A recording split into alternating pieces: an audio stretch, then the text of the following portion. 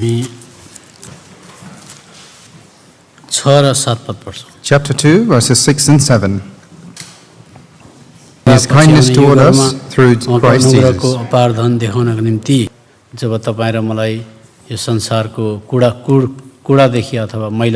In Lord Jesus, that how he wanted to show that he has देखाउन सकौं अन्धकारको शक्तिको अगाडि अनि असल स्वर्गदूतहरु त्यसकारण पत्रसले पनि भन्छन् कि हामी पहिला कस्तो थियौं त्यो बिर्सिनु हुँदैन अनि कहाँसम्म आइपुग्यो दोस्रो पत्रस 1 अध्याय forgive me, 2 Peter chapter 1 त्यसको हामी पाउँछौं 5 to 8 verses. I'm reading them.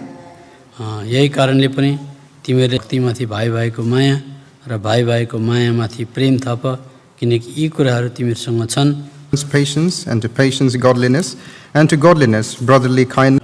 अनि कसरी मेरो जीवनमा यी सद्गुणहरु थपियो भनेर हामीले तुलनात्मक ढंगमा हामीले आफूलाई समय-समयमा हेरेनौं भने हामी पहिला कस्तो थियौं त्यो पनि बिर्सिन्छौं अहिले कस्तो छौं त्यो पनि बिर्सिन्छौं. And so Peter reminds that how he was in the past and how these verses were added in to him. And so likewise if we are to forget our past, then all these virtues added to us as well, we are like those who are blind. अनि पत्रसले धेरै गुणहरु बताए मध्येमा संयम हुनुपर्ने रहेछ, धीरज हुनुपर्ने रहेछ भनेर भन्दैछन्. And so amongst these virtues we see that he mentions temperance and patience that we are to have. किनभने पत्रसको जीवनलाई तुलना गरेर हेर्दा पहिला उनको जीवनमा संयम थिएन, धीरज थिएन. And so because if we look at the life of Peter, he did not have temperance and patience. आज हामी पत्रसको जीवनलाई छोटकरीमा निहार्छौं. And so today we will in short look at the life of Peter. मत्तीको किताब 16 अध्यायमा आउनुस्. Let us turn to Matthew chapter 16. मत्तीको किताब 16 अध्याय. Matthew chapter 16. 16 अध्यायमा जाँदा प्रभु येशू मसीहले एउटा प्रश्न गर्नुभएको थियो. तिमीहरु चाहिँ म को हुँ भनी भन्छौ भनेर प्रभु येशू मसीहले प्रश्न तेर्साउनु भएको थियो. In chapter 16 the Lord had asked question to his disciples saying, whom do people think I am? 15 पदमा यो प्रश्न छ. Verse 15 we see this question. अनि 16 पदमा चाहिँ पत्रसले सही सठिक उत्तर दिएका थिए. And verse 16 we see that Peter answers correctly. अनि जब उनले सठिक उत्तर दिए प्रभु येशू मसीहले उनलाई सरकार भन्नुभयो यो चाहिँ परमेश्वर पिताले तिमीलाई प्रकट गरेको रगत र मासु अर्थात् तिम्रो ज्ञानले भनेको होइन भनिकन सर्काउनु भयो 17 पदमा. And verse 17 we see the response of the Lord Jesus when Peter answers correctly and he lifts him up saying, this is not revealed to you by themselves by blood flesh and blood but by Father which is in heaven. अनि 18 पदमा चाहिँ यो विश्वासमाथि चाहिँ म मण्डली बनाउँछु भनेपछि पत्रसको जीवनमा एउटा गर्व गर्ने कुरा थियो. And so in verse 18 we see that upon this rock that I will build my church, and it was some sort of pride that he could have on this. तर मत्तीको किताब 16 अध्यायको जब 21 पददेखि प्रभुले अब त मैले दुःख पाउनु पर्छ, दुःख भोग्नु पर्छ अनि म शास्त्री फरिसीहरूको हातमा पर्नु पर्छ अनि म मर्नु पर्छ के तिमी पछ्याउँछौ भन्ने कुरा सांकेतिक प्रकारले बताउँदाखेरि चाहिँ आज पत्रसले 22 पदमा यसको विरोध गरे. And so as we see from verse 21 onward when Lord Jesus started to reveal that he must suffer and that he must be killed, and verse 22 we see that he was against those thoughts. तपाईं र मैले पनि प्रभु येशू मसीह परमेश्वरको पुत्र हुनुहुन्छ भनेर भन्नु कुरामा पास भयौं भने पनि दुःख पाउने कुरामा कुनै पनि दुःख पाउने कुरामा चाहिँ तपाईं र म त्यसलाई डिनाइ गर्छौं, दुःख नआओस् भन्छौं अथवा कसरी तपाईले मलाई थिचोमिचो गर्न आट्यो भने त्यो कुरा सहन सक्दैन भने तपाईं र मेरो जीवन अहिले कस्तो भएको छ भनेर तुलना गर्ने कुनै पनि ठाउँै छैन. And so for example we might be able to pass when we are questioned if he is the Son of God, but when the time of persecution and oppression comes we might not be able to take those things, and we are not at that stage to look back and compare yet. कुनै पनि कुरो तपाईं र मेरो विरुद्धमा आउँदाखेरि त्यो सहने हामीहरूको इच्छा छैन, तर प्रतिक्रिया चाहिँ हाम्रो अर्कै प्रकारको उब्जन्छ भने हामी आफूलाई केसँग तुलना गर्ने. When adversary and things against us come and we're not able to bear or suffer it, and then what are we able to compare ourselves to? किनभने 22 पदमा तब पत्रसले उहाँलाई एकातिर लगेर यसो भन्दै उहाँलाई हप्काउन लागे, यस्तो नहोस् प्रभु, तपाईमाथि यो कुरा कुनै रीतिले परिआउने छैन. Verse 22 Then Peter took him and began to rebuke him saying, be it far from thee, Lord, this shall not be unto thee. अनि 23 पदमा प्रभुले उनलाई हपार्नु भयो अनि भन्नुभयो तिमी मान्छेको कुरामा मन लाउँदा रहेछौ, तिमी परमेश्वरको राज्यको लागि ठेस हौ, तिमीलाई यस घडीमा शैतान भन्छु भनेर भन्नुभयो। And so the Lord rebuked Peter, and he said that you are only thinking of worldly and the things of the flesh, and you are an offense to the kingdom of heaven, and so I call you, I rebuke you as Satan. यसकारण त तपाईँ र मैले Christian भएर कुनै पनि कुरो सहने कुरामा, खप्ने कुरामा चाहिँ तपाईँ र म प्रतिवाद जनाउँछौँ, त्यसलाई रियाक्सन गर्छौँ भनेदेखि चाहिँ जति नै सिनियर क्रिस्चियन भए तापनि त्यति बेला शैतानको आत्माले हाम्रो जीवनमा काम गरेको हुन्छ। And so if we are not able to bear the oppression or have a negative reaction to such events that comes to our life, then Satan would be working in our life. कसैले 23 पद पढिदिनुहोस्। Verse 23, please.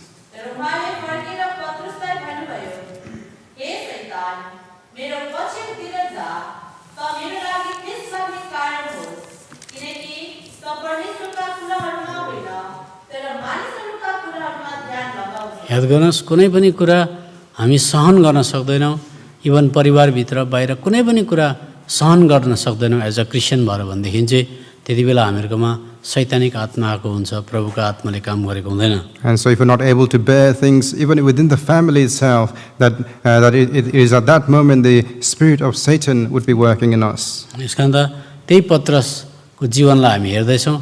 आज उनी एकदमै उत्तेजित भइहाल्ने, आज उनी छिटो बोलिहाल्ने, प्रश्नहरू ल्याइहाल्ने, कतिचोटि सठिक जवाब दिने खालका थिए।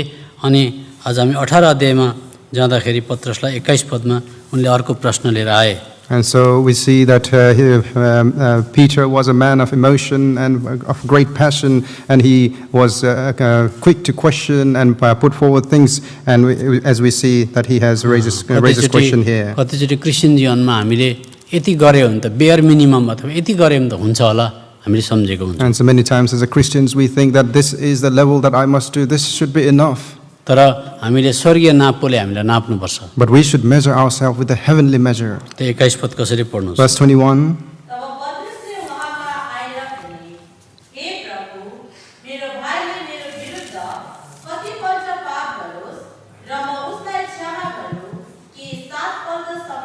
उनले मानवीय ज्ञानले प्रभु यीशु मसीहलाई पनि छक्कै पार्ने खालको आज उनले विचार गरे कि 7 पल्ट माफ गर्दा हुन्छ भनेर उनले सोधेका थिए। In chapter 18:21 we see that with this humanly the thoughts that he brings this question unto the Lord saying, shall I forgive my brother 7 times? तर प्रभुले उत्तर के दिनुभयो पढ्नुस्? What's the response the Lord Jesus gives here?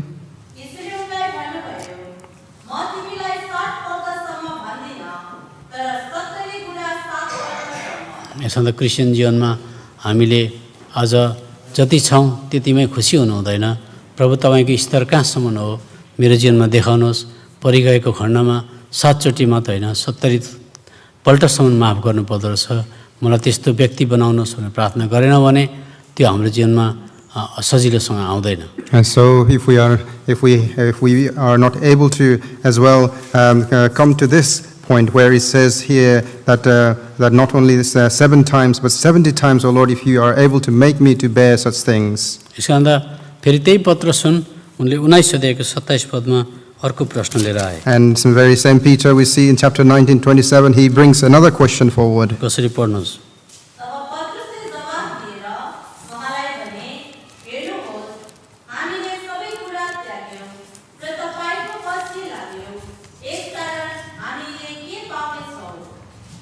अनि प्रभुले के भनेर जवाब दिनुभयो? What is the response from the Lord?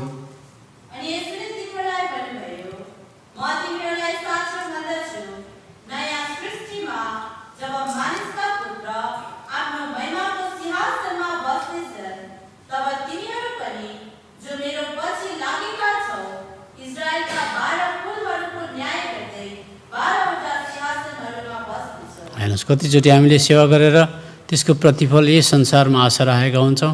अनि जब हामी पाउँदैनौँ, हामीले हेल्दी अथवा स्वस्थ शरीरको उपेक्षा राखेका हुन्छौँ, हामी बिमारी हुन्छौँ, हामीहरूका छोराछोरीको बारेमा राम्रो प्रकारको एक्सपेक्टेसन गरेका हुन्छौँ, कतिचोटि हुँदैन। अनि हामीले प्रश्न तेर्साउँछौँ, यत्रो सेवा गर्दैछु खोइ त मैले पाइनँ भनेर। याद गर्नुहोस्, यो संसारमा पाउने कुरा होइन। And so many times we serve the Lord and ask for reward in this world itself, like we pray for health, and the health might be deteriorating. We might have great expectation for our children. It comes out negatively, and we raise question to the Lord, what is the point of doing all the service that I have for you? जुन क्रिस्चियनले यही संसारमा प्रतिफल खोज्छ ऊ दुखी हुन्छ एकदमै। And so the Christian who seeks reward in this world, they are the sad Christians. त्यो सेवा गर्दै जाँदाखेरि केही परित्याग गरेको प्रभुको निम्ति केही दिएको पछ्याएको खण्डमा के पाउँछ भनेर उनले सोध्न थाले। And so he is asking the Lord, saying, what will the reward be for me for forsaking all these things for your sake? यसको सही उत्तर चाहिँ मर्कसको किताब 10 अध्यायको 29 पद हामी पाउँछौँ। And the right answer we see in Mark chapter 10:29. पढ्नुहोस्।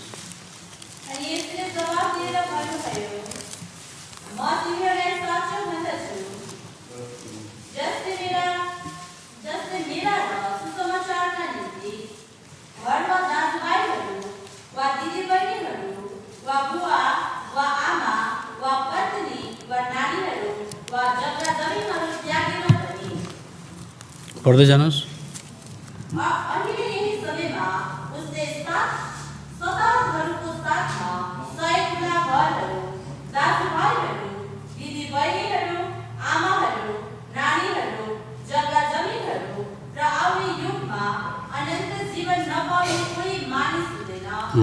अब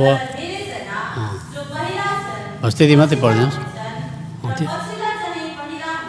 त यहाँ भन्नुभयो प्रभुले तिमीलाई यस संसारमा धेरै दाजुभाइ दिदीबहिनी भेट्छौ, बस्नको लागि धेरै घर पनि पाउँछौ, तिमीलाई जग्गा जमिन भनेको प्रभुको छोराछोरीको आफ्नो भाइ बहिनीको जग्गा जमिन तिम्रो जग्गा जमिन पनि हुनसक्छ, सेयर गर्न सक्छौ, तर तिमीलाई सतावट हुन्छ भनेर त्यो चाहिँ बताउनु भयो प्रभुले। सतावटको साथमा भन्नुभयो। And the Lord said unto him, answers here that you will receive houses, you will receive brothers and sisters together perhaps, but together with persecution. याद गर्नुहोस्, सच्चो विश्वासीलाई चाहिँ भित्र या बाहिर डाइरेक्ट परोक्ष अपरोक्ष हिसाबमा सतावट हुन्छ। And so for a true believer, inside, outside, directly or indirectly, there will be persecution. तपाईले होल हार्टेडली अथवा सम्पूर्ण रीतिले रेडिकल्ली म प्रभुको सेवक हुन्छु, सेवा गर्छु भन्नुभयो भनेदेखि या घरभित्रबाट या मण्डलीबाट कहीँ न कहीँबाट तपाईँलाई पर्सिक्युसन हुन्छ, त्यो चाहिँ विश्वासीलाई मन पर्दैन। And so if you wholeheartedly want to serve the Lord, then there will be some sort of persecution from within the house or from anywhere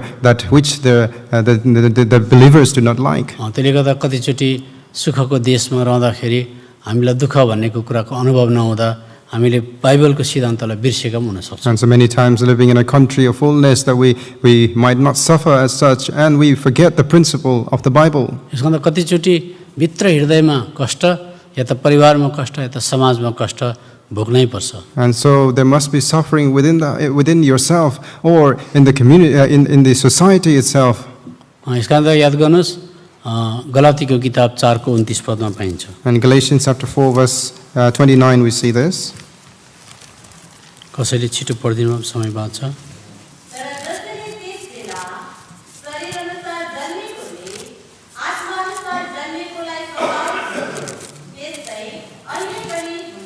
हेर्नुहोस्, त्यसले गर्दा शारीरिक क्रिस्चियन घरभित्र पनि हुन्छ, मण्डलीमा पनि हुन्छ, अनि या त समाजबाट कहीँ न कहीँबाट सच्चो विश्वासीलाई आज पर्सिक्युसन आउँछ, सतावट आउँछ। And so the for a true believer, persecution comes within the church or at the home or anywhere. तर याद गर्नुहोस्, प्रभु यीशु मसीहले जब प्रभु यीशु मसीह संसारमा हुनुहुन्थ्यो, बाहिरको सतावट साथसाथै भित्र हृदयमा आउने सतावट पनि उहाँले सहनुहुन्थ्यो। And so the Lord Jesus Christ, whilst he was on this earth, outward as well as the inward suffering that he went through. यो आउँदैछ भने पनि तपाईँ राइट ट्र्याकमा हुनुहुन्छ। And so if these things are coming toward you, that you are on the right track. हिब्रूको किताब 5 अध्यायको 7 पद। Hebrews chapter 5 verse 7. उहाँले आफ्नो शरीरमा हुनुभएको दिनहरूमा बेसरी कराइकन आँसु बहाई आफूलाई मृत्युबाट बचाउन सक्नुहुनेलाई प्रार्थना र बिन्तीहरू चढाउनु भयो। उहाँको भक्ति भएको कारणले गर्दा उहाँको सुनियो। Who in the days of his flesh, when he had offered up prayers and supplications with strong crying and tears unto him that was able to save him from death, and was heard in that he feared. त्यसको मतलब मसिनो पापहरू आउँदाखेरि पनि आज सतावटको रूपमा आउँथ्यो। And so even when the small sins would come, they would come as persecution. अनि 8 पदमा उहाँ पुत्र हुनुहुन्थ्यो र पनि आफूले दुःख भोगेका कुराहरूबाट उहाँले आज्ञा पालन गर्न सिक्नुभयो। And so verse 8, though he were a son, yet learned he obedience by the things which he suffered. यसकारण त दुई प्रकारको आज्ञा पालनहरू हुन्छ। So there are two kinds of obedience. एउटा सजिलो हुन्छ, One is easy one, मजा पनि आउँछ। and you enjoy that. जस्तो मानिलिउँ कसैले तपाईँलाई चर्च जाउँ भन्यो, And for example, when someone says to you, let us go to the church, आइतबारको दिन तपाईँको शरीरमा बिमार छैन, केही छैन, And on- चर्च जाउँ, तपाईँ गाडीमा चढेर आरामले आउनुभयो, त्यो and on, सजिलो आज्ञा हो। on Sunday you're not feeling ill, you're fine, and you're coming to the church in a car, and this is an easy obedience. अनि कसै विश्वासीले भने भोक लागेको छ होला, खाना खानु, सजिलो आज्ञा। And so someone says,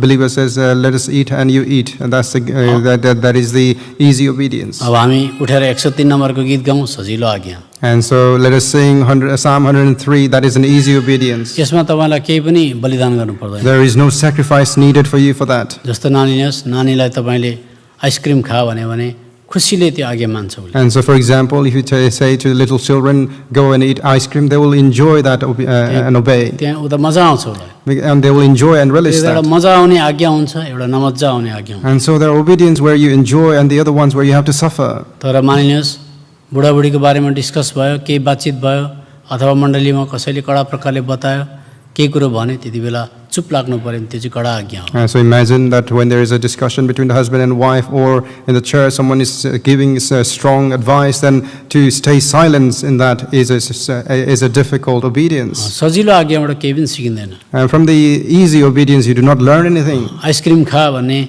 आज्ञाबाट नानीले के सिक्छ? What will the children learn by obeying to eat the ice cream? तर खेल्नु बन्द गरेर पढ्नु थाल भने पनि त्यो आज्ञा कडा हो। But this is a strong obedience. If someone says to the children, you stop playing and come and study. त्यति बेला आफ्नो इच्छालाई उसले तोडेर आमाले भनेको बाउले भनेको मान्नुपर्छ। And so breaking their habit and what they want and desire, they have to obey the parents. त्यसले गर्दा तपाईँलाई सजिलो लाग्छ, तर घरमा हस्बेन्ड वाइफको बिचमा एउटा रुखो बोल्यो भने अर्को चुप लाग्न साह्रो पर्छ, त्यति बेला आफूलाई डिनाइ गर्न सक्नु। And so when we have this discussion between husband and wife, and there's a difficult decision to stay quiet and in that situation. अनि त्यति बेला तपाईँले पनि जवाब दिइहालेको कारण चाहिँ तपाईँ पत्रस हो त्यति बेला।